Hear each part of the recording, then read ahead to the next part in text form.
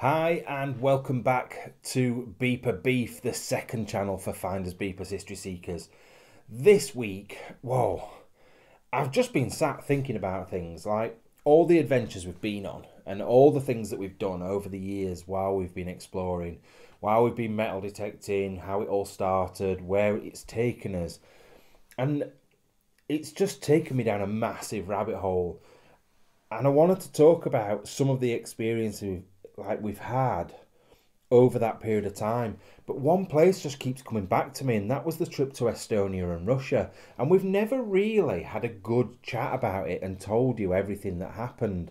When we went, obviously, going to Russia was something that was a little bit scary. It was always a little bit scary, but exciting because it's somewhere that I don't know personally anyone that's been to. It's one of those places that's got a bit of a mystique around it because it's not like the West. I feel like they try and be like the West over there, but there's something just different about Russia. So anyway, we sorted everything out to go to Russia. We got our visas, which took forever to come back. I didn't actually think we were going to get the visas at one point. It was an absolute nightmare. We had to travel over, fill all the forms in. They had to look into places we'd travelled. So they had to check to make sure we'd not been to certain places. They scrutinised everything. But finally, we got it back and we were on our way. Now, first of all, we went to Estonia. Now, this is a whole story in its own. And I think we'll start there. So basically, we went with the thought of going in this big, horrible building, to be fair. Big, horrible place, made out of concrete, disgusting building if you look at it from the outside. And the reason we wanted to go is it was part of the Moscow Olympics. It was used for, I think, the gymnastics and the sailing. So we wanted to go and visit it. When we got there, well, in fact, before that, when we were on the plane, we heard some guys talking about filming, and then one of them asked us if we were there for the film. And I sort of played along, and I didn't say no, but I asked him some more questions, and we found out that it was a Warner Brothers film.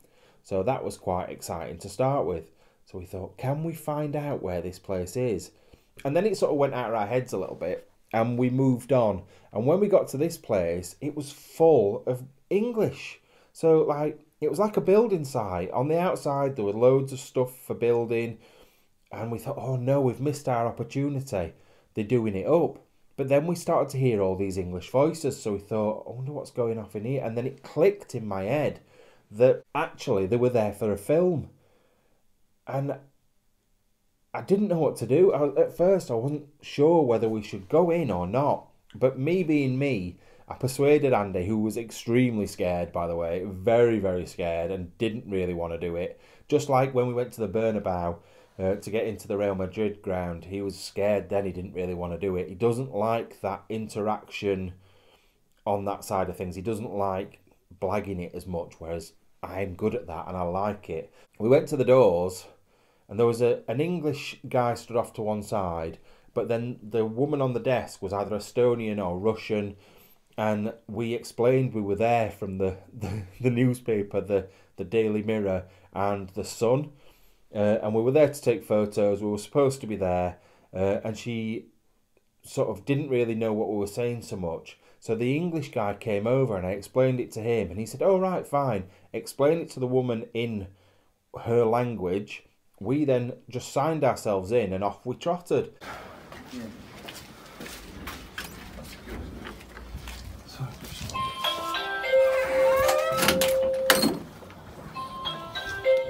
Hi. Speak English? Little. We've got an appointment to film in the main hall.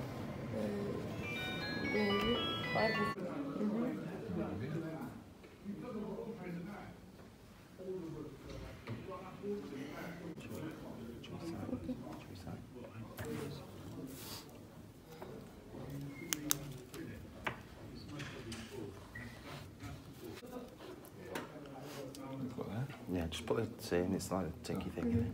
We've done it. We've managed to just walk in. And it was so exciting to start with before we even knew we couldn't have known at that point anything to do with it. We didn't know what the film was. We didn't know really. We knew it was Warner Brothers, but we didn't know anything else about it. So anyway, we made our way around. We did all the filming. We got a couple of funny looks, but we got talking to some of the English guys upstairs who kept saying they kept hearing ghosts and noises and movements, and they were into all the ghost hunting stuff. That was really interesting. We never filmed that, which I really wish we had done, really. They were doing all the windows and the rooms upstairs that overlooked the stage. That was the first thing. Then when I got up into the top bit looking down onto the stage, the guy that I was filming, I am still convinced, well, Warner Brothers sort of backed us up on it. I was convinced it was Nolan, the film director, Anthony Nolan. Anthony Nolan? Christopher Nolan. Is it Christopher Nolan or Anthony Nolan? Either way, Mr. Nolan was on this stage, walking around telling people what to do in his yellow, I think he had a yellow jacket on, and I knew he'd seen us earlier on. He was staring at us. He knew that we weren't supposed to be there. But anyway, we'll come back to that story in a little bit, because we got out of there and that was that. Then we went from there onto the Russia trip, the part of the trip where we travelled over to Russia. So we got a car where we'd been driving round. We went to a submarine base. We went to find some other stuff that wasn't probably as good as we expected it was going to be. But Russia was the thing we were really, really excited to do. So we get to just before the Russian border, and there's a big abandoned building on an island we wanted to go to. But the security was ridiculous, and I mean ridiculous. There was one bridge in and out. We were considering going over the river, which would have washed us away. We were thinking about maybe climbing under the bridge somehow, but the security were on it. There was no way. So we thought, right, we'll crack on, get across that border, get there a little bit earlier, and have a good time in Russia. Then tragedy struck. Tragedy?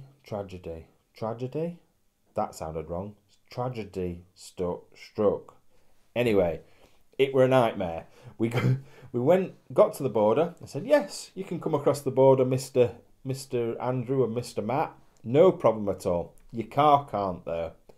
I'm like, what? I said, we've got the paperwork to say that it's okay to come into Russia. Yeah, they've sent you photocopies. They've given you photocopies, so you can't bring the car.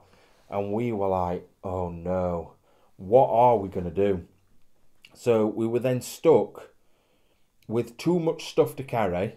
So we had to sort of like take what we could get in a bag, because we brought big bags and all sorts, and because we thought, oh, we're in the car, it doesn't matter so much.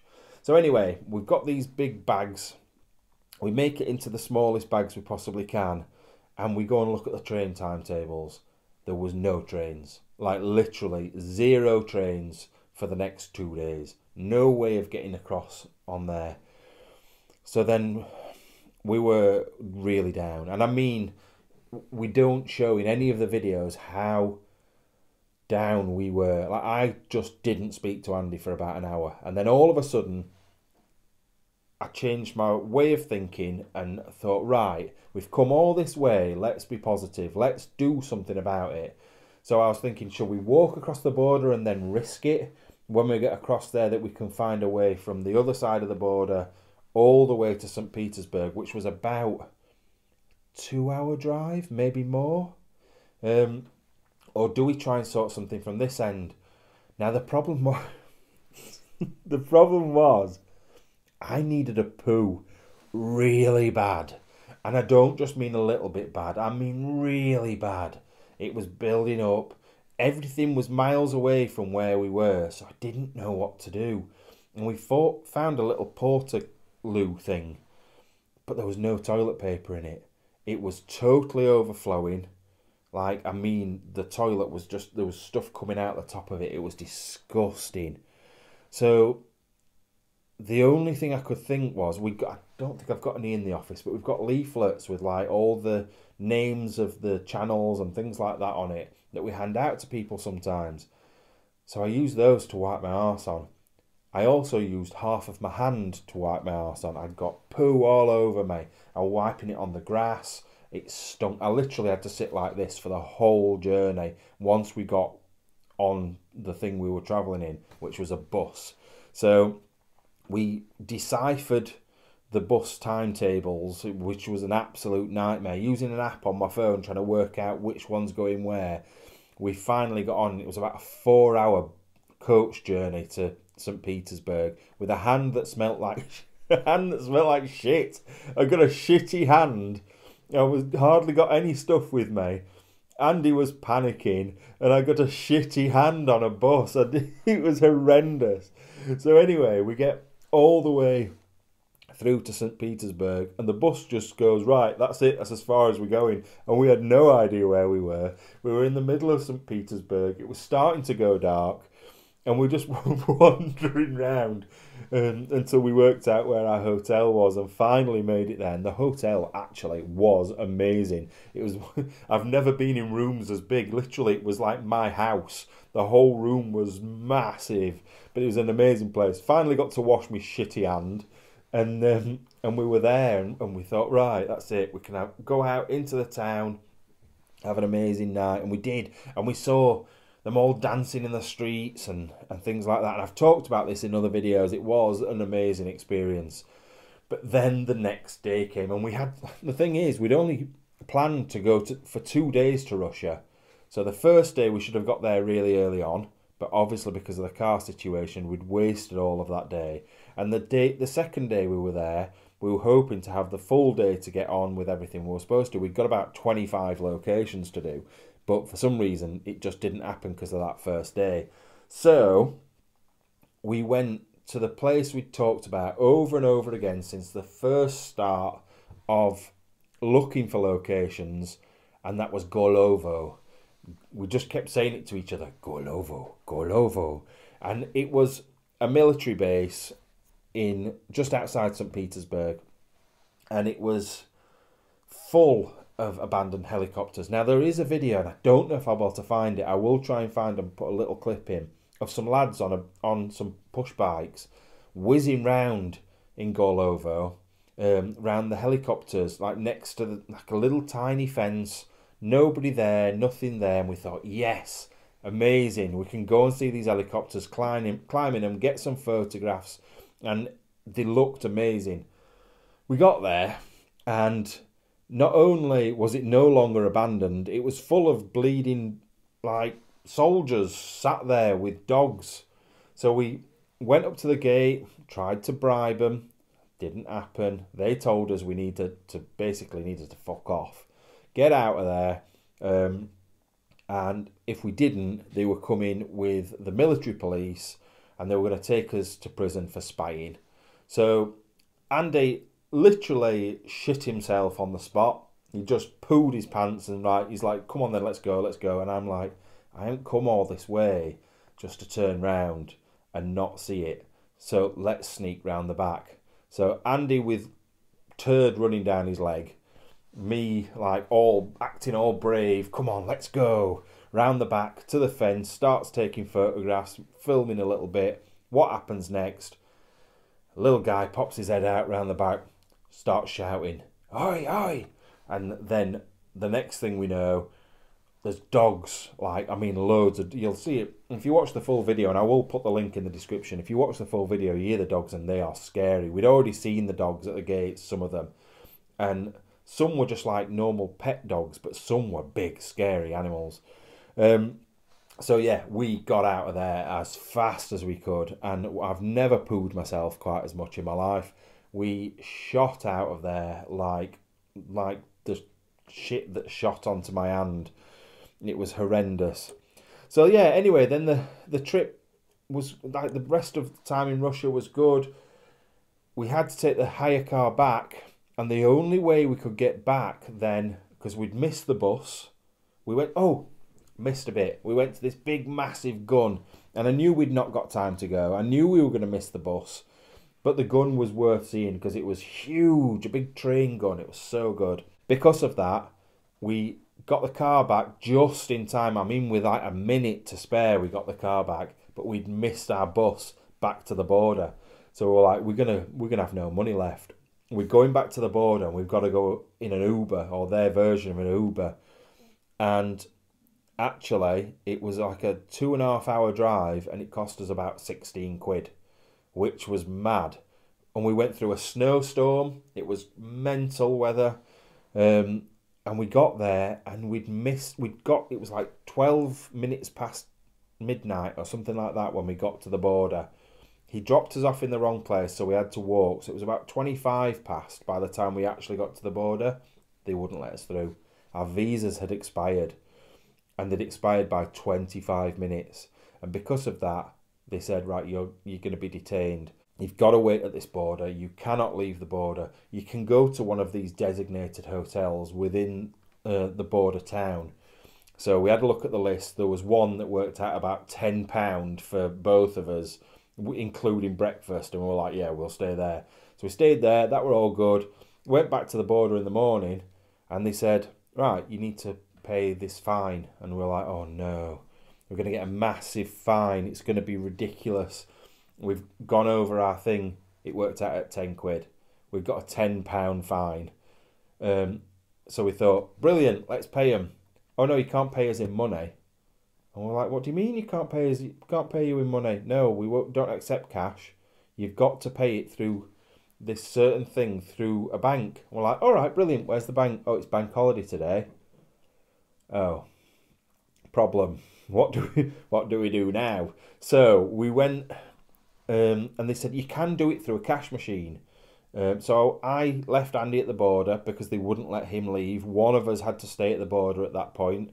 So I went back up, found a cash machine, totally in Russian. No option to change it to English or anything like that. So first of all, I got this young girl to come and help me, and she was looking. She was probably only about 12 or 13, helping me try and work out what it is. Made the payment. I was like, yes, sorted. Thank you so much. Thought to myself, we don't need any more money in Russia. Gave her a tenner. Biggest mistake of my bloody life, that was. Next thing, went down to the border, said, here's the receipt. There you go. Oh no, you've paid the wrong people. You've paid the police instead of the army. And we were like, you've got to be kidding. He said, right, if you go back, change it and pay the army, that should be fine. And I was like, but I've just given the last of our money away. And they were like, well, there's nothing you can do then. And I didn't know what to do next. And then all of a sudden, a Russian soldier that was just about to finish his job for the day said, I'll pay for you, come with me. And literally, he took me back up to that cash machine and he paid for us to go through the thing. He would just finish work, absolutely lovely guy, didn't really know how to work the machine, but eventually he got it sorted. And we made our way back down to the border and they let us through. I've never been as scared in my life because we were thinking, oh no, what if they find out about running away from the military site? So anyway, we get through the Russian border, head back into Estonia, and we were going to shoot. We were there to go shooting with all different guns, and we'd been so excited to do it, and we were going to miss our thing if we didn't just literally put our foot down in the car that we'd got and get out of there. I think we'd got about an hour and a half, 2 hour drive again, and the appointment we got was in about an hour and 40. So we were going along in this little tiny car at 1,000,000 miles an hour, and the petrol was going down and down and down. And we kept looking on the maps, and there was one petrol station, and we went straight past it. We flew straight past it. I was like, oh no, Andy, we're definitely going to run out. There is no more petrol stations until we get back to Tallinn. What do we do? So we reversed back up the motorway, back up the little on ramp. So rather than the off ramp, we went up the on ramp and reversed into this petrol station, and we just did it, and we just got to the place to go shooting as well. So we finally managed to do it. Then we went back, had some really, really nice food and stuff in Tallinn, and then on our final day, I think it was, we went round a former prison, and I tried to get into the prison just as a massive dog came running, bounding. It was like a bleeding bear, not like a little bear, like my bear, but a massive big bear dog. And it tried to come and rip us to pieces. So all in all, the whole trip was, one, it was amazing, but two, it was so scary. I literally don't think I have ever been as scared as that trip. It was like constant fear of something happening, but it was brilliant. And for me, my favourite trip, I think, I don't know. Because if I look at going to Italy, going to that island, people ask us this all the time. What's your favourite explore? No idea. What's your favourite trip? Not quite sure. Because they're all good in their own different ways. But anyway, that was just a little bit of an overview of that trip, because I never really think we've properly told you all in one go what happened and how scared we were. But I didn't go back to the Warner Brothers thing, did I? But I never told you about what happened with Warner Brothers. So, oh God, this was bad in itself. We got back from the trip. We were very happy with everything we'd filmed. Our big main thing that we thought was going to cause absolute chaos was the Warner Brothers thing. And it did. And I mean, it did. We put the video up online and it was getting thousands of views. And I mean, like, at that time, we were only getting maybe a good video would get 5,000 views. Not many, really. So we put the video up and it got 16,000 views in half an hour. And I mean, we were absolutely going bonkers. We were like, what is happening? So 16,000 views in half an hour. And then all of a sudden, it got taken offline. And we were like, what is going on? Why is this video being removed from YouTube? We got a copyright strike. And the copyright strike wasn't for anything we'd put in the video. They'd claimed that we'd put a snippet from the film Dunkirk in there. We never did. So I was like, right, it's Warner Brothers. Yes, I am scared of them, totally. But I'm not having this. I am not having the fact that we've spent money and time and gone all the way over there and they have basically turned round and lied about something to get it taken off.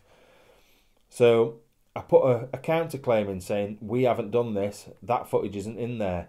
So it took a few days. The independent people looked into it, said, yeah, we agree, it's fine. Warner Brothers dropped the case, and we were like, yes, we have beaten Warner Brothers. Like, 2 blokes from South Yorkshire have beaten Warner Brothers.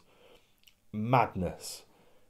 And then all of a sudden, Warner Brothers Japan put another copyright claim in, saying that Christopher Nolan, who we thought was in it, and they basically confirmed was in it, his face is copyrighted, so we got it taken down, and we got a copyright strike, which is not good. If you're anything to do with YouTube, you know that getting a copyright strike is not a good thing at all.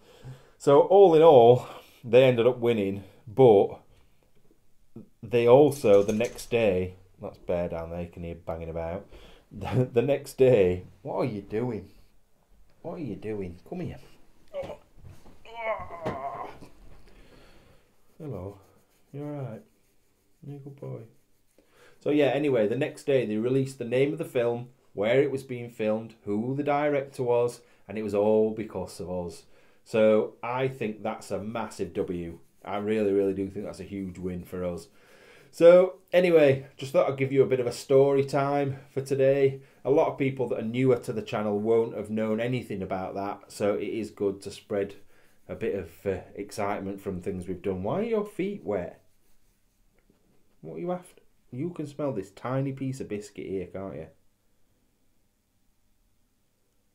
How delicate was that?